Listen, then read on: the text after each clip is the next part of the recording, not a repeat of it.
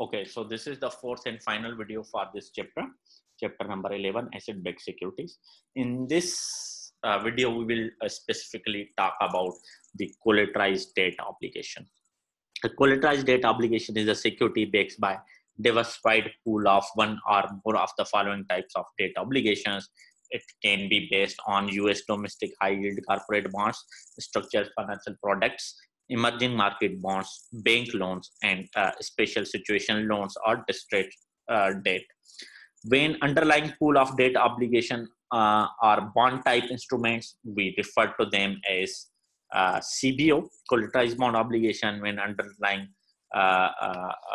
collateral is loan type, we refer them as collateralized loan obligations. Let's talk about structures of CDO. CDO structure, there is an asset manager responsible for managing the portfolio of debt obligations.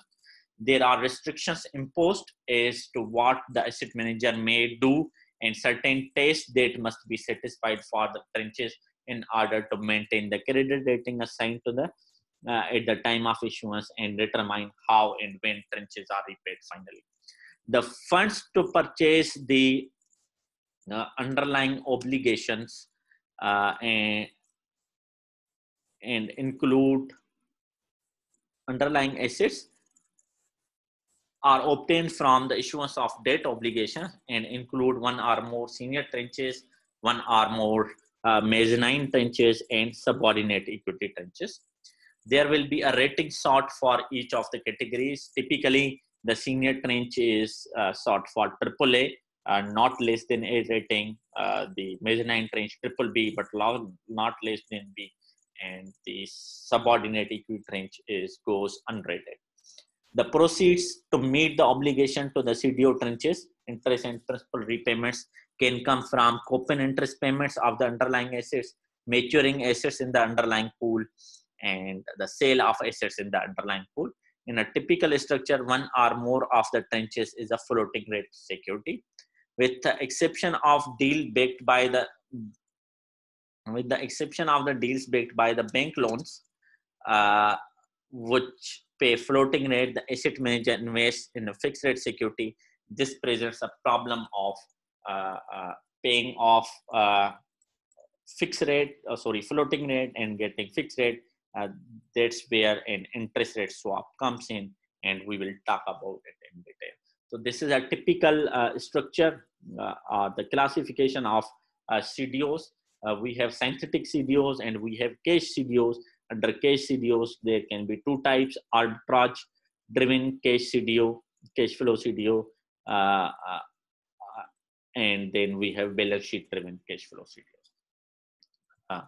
In arbitrage transaction, the motivation of the sponsor is to earn the spread between the yield offered on the debt obligation in the underlying pool and the payment made to the various tranches in the structure. In contrast, in a balance sheet transaction, the motivation of the sponsor is to remove the debt instrument from the balance sheet. Because mostly it's the arbitrage transaction CDOs, our focus will be on arbitrage CDOs. The cash CDO arbitrage transactions. The key as to whether or not it is economic to create an arbitrage CDO is whether or not a structure can be created that offers a competitive return for the subordinate equity range. Consider following example. 100 million CDO, which has these three tranches: senior, mezzanine, and subordinate equity. Par value 80 million, 10 million, 10 million. Coupon rate LIBOR plus 70%, 10-year treasury rate plus 200 basis points. And this we will determine. Suppose that the collateral consists of bonds that all matures in 10 years, and the coupon rate for every bond is the 10-year treasury rate plus 400 basis points. The asset manager enters into an interest rate swap agreement with another party with the notional amount of 80 million, for which he pay a fixed rate each year equal to 10-year treasury rate plus 100 basis points and receives LIBOR. let's assume that the 10-year treasury rate is 7%. So on the basis of this information, the collateral will pay an interest each year, and that interest will be equal to 7% plus 400 basis points, 11%. So 11% of 100 million is 11 million. So this is the amount that will be received. For the senior tranche, the interest payment will be, interest to the senior tranche will be LIBOR plus 70 basis points based on 80 million. The coupon rate for mezzanine tranche is 7% plus 200 basis points. So 9%, and 9% of 10 million is 900,000. Finally, let's look at the interest rate swap. In this agreement, the asset manager is agreeing to pay some party, we call it swap counterparty, each year 7%. The 10-year treasury rate plus 100 basis points are 8% of the notional amount, which is 80%. And this 80% comes from the senior tranche on which the manager have to pay the LIBOR. So he will basically pay the counterparty 8% of 80 million, which is 6,400,000 or 6.4 million. The interest payment received from the swap counterparty will be LIBOR times the 80 million. Let's look at the interest coming into the CDO. So the CDO holder will receive 11 million from the collateral, underlying collateral, and it will also receive LIBOR times 80%. So the total will be 11 million plus anything coming from here, LIBOR times 80 million. And he will also pay interest on 3 tranches. So the senior tranche will need 80 million into LIBOR plus 70 basis points. Mezzanine tranche will be paid 900,000, and third is not actually the tranche, it's the swap counterparty on which he have to pay 6,400,000 or 6.4 million, and the total will be 7.3 million plus anything coming from this formula. Here, let's net it. How much is received and how much is paid, and you will get net of 3.7 million minus anything which is coming from this 80 times 70 basis points. So the 80 million times 70 basis points will be 560,000. When you deduct 560,000 from the 3.7 million, you will have 3,140,000. From this amount, any fees must be paid, and the balance is then paid to the what we say, the subordinated or equity tranche. Suppose that these fees are 634,000 and the remaining 2.5 million must be paid to the equity tranche. So the return for the equity tranche comes out as 2.5 million divided by 10, 25%. So it's a pretty good return. So the structure of a CDO is made in order to maximize the return for this equity range. Let's talk about the cash flow CDO structure. In cash flow CDO, so we were talking about the until now we were only talking about the main arbitrage transaction CDO, right? Cash CDO and arbitrage transaction CDO. Now let's talk about cash flow CDO.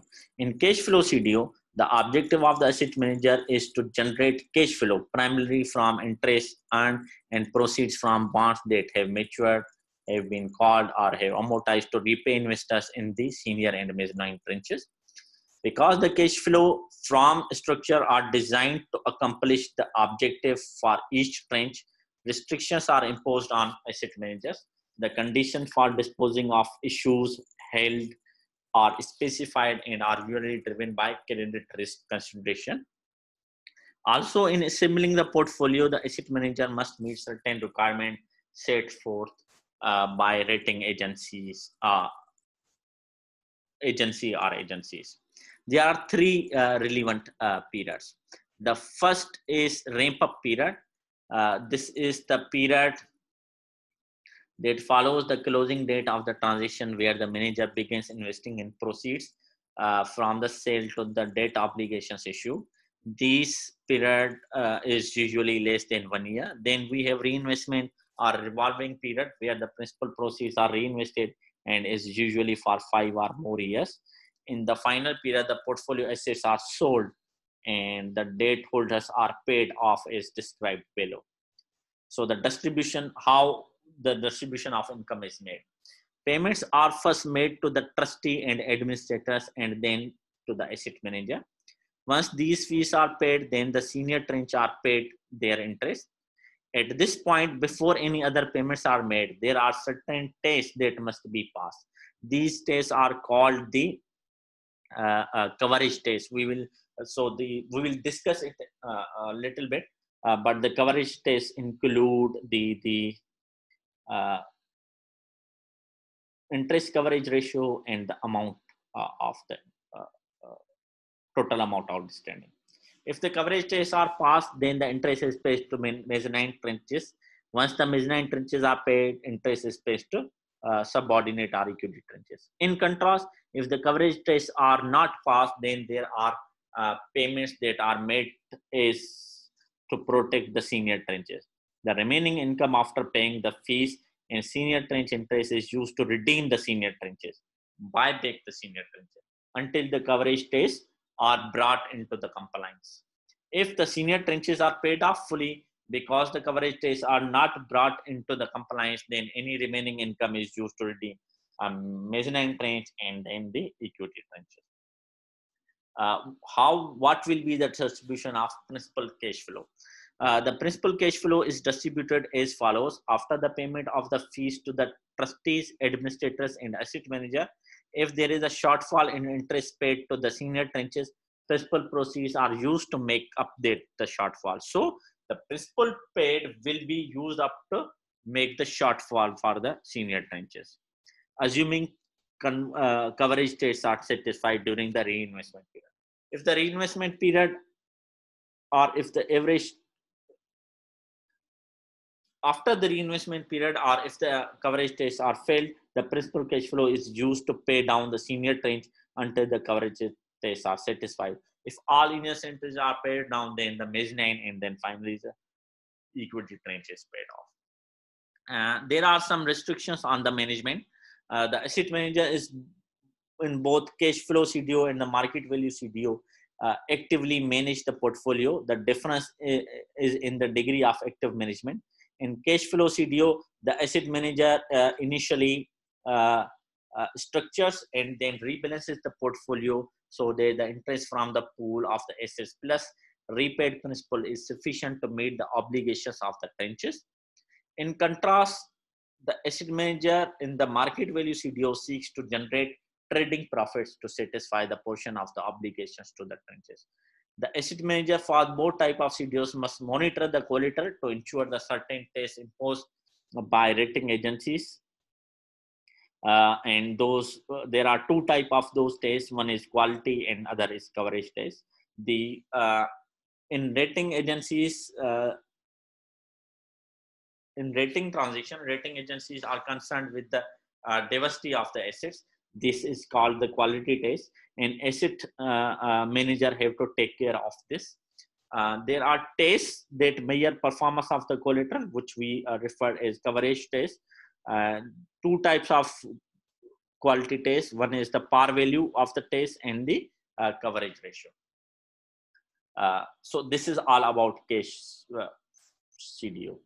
Then we have market value CDO. As with the cash flow CDO, in a market value CDO, there are debt tranches and a subordinate equity tranche. However, because in a market value CDO, the asset manager must sell assets in the underlying pool in order to generate proceeds for interest and repayment of maturing tranches. There is a careful monitoring of assets and their price volatility.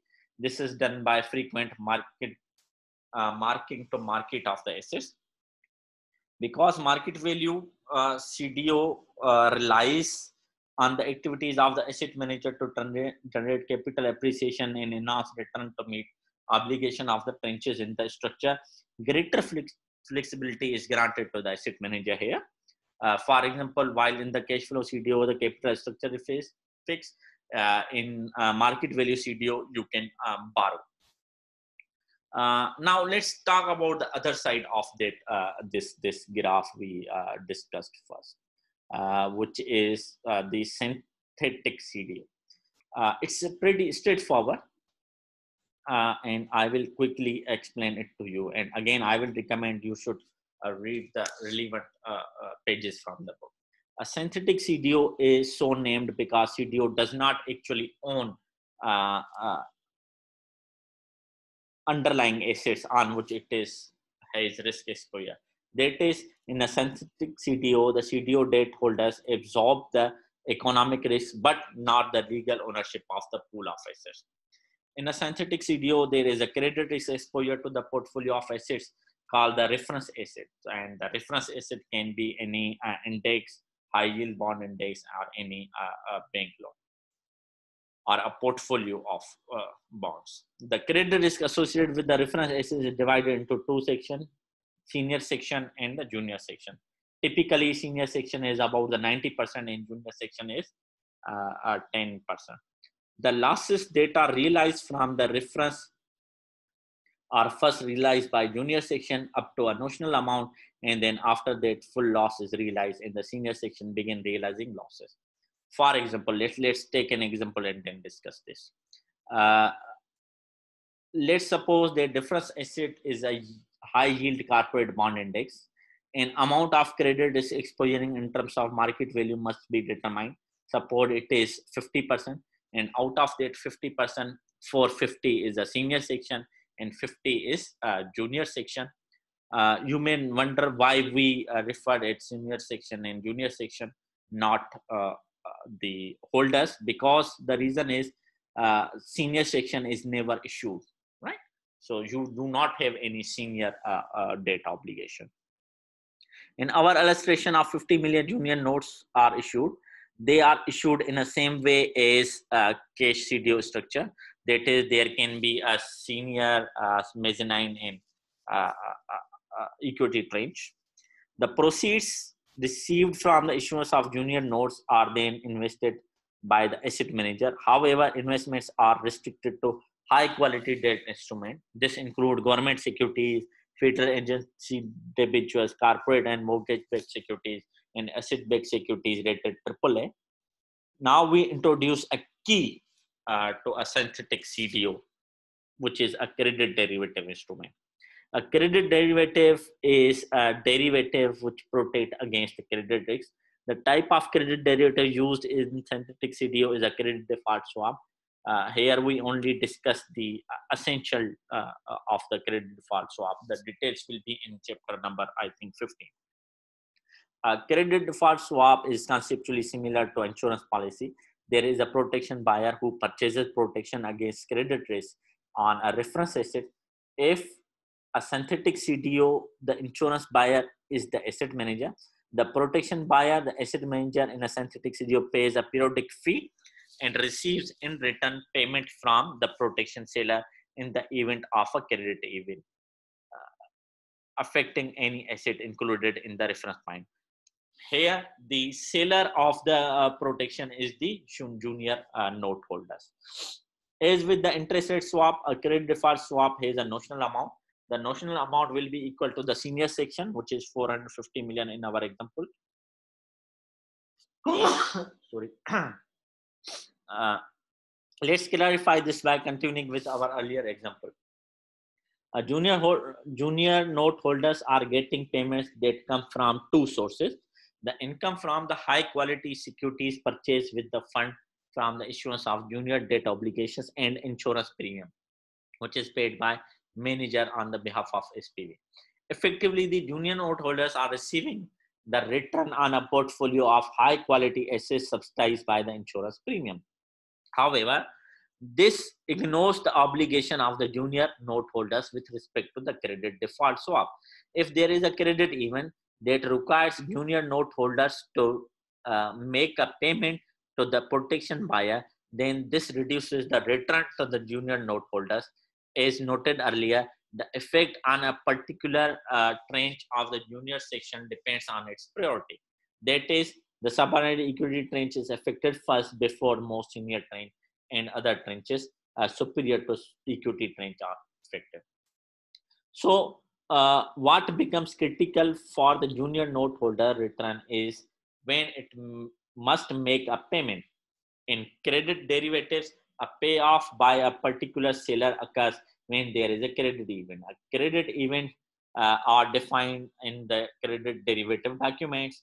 On a debt obligation, a credit event generally include bankruptcy, failure to pay, when due, cross default, cross acceleration, repudiation, and restructuring. For example, if a high yield corporate bond index is the reference asset and company X is in the index, a credit event with respect to company X results in a payment of the protection. How much must be paid is determined by the fair value. So the protection buyer should be paid the difference between the par value uh, and fair value.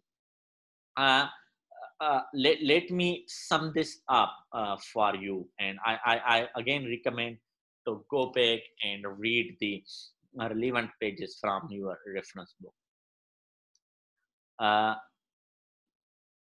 What is the motivation for creating this? There exist two types: synthetic balance sheet CDOs and synthetic arbitrage CDOs. In the case of synthetic balance sheet CDO, by embedding a credit default swap within a CDO structure, a bank can shed the credit risk of portfolio of bank loans without having to notify any borrowers that they are selling the loans to another party, a requirement in some countries. No consent is needed from borrowers to transfer the credit risk of the loans is effectively done in the credit default swap. This is the reason synthetic balance sheet CTOs were initially set up to accommodate European bank balance sheet days. For a synthetic arbitrage CDO, there are several economic advantages of using synthetic CDO structures rather than a cash CDO structure. First, it is not necessary to obtain funding for the senior section, thus making it easier to do a CDO transaction. Second, the ramp up period is shorter than for a cash CDO structure since only the high quality assets need be assembled, not all of the assets contained in the reference asset.